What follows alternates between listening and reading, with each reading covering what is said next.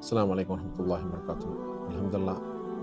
நேற்று தினம் வந்து ஷேக் ஜயத் மாஸ்க்கு போயிருந்தேன். ரொம்ப ஒரு வித்தியாசமான ஒரு சூழ்நிலை. கொஞ்சம் மின்னலோட சேர்ந்தாப்புல ஒரு மழை. ரஷ்ஷுண்டாக்கா இது போல ரஷ் நான் என்னுடைய லைஃப்ல பார்த்ததே இல்ல.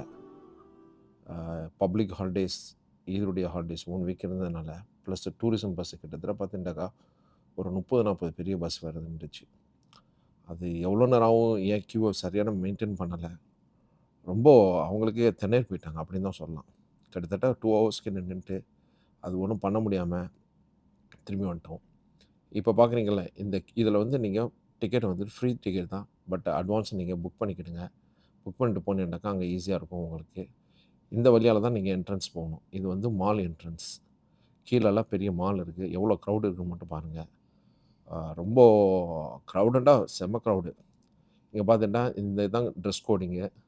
அதோட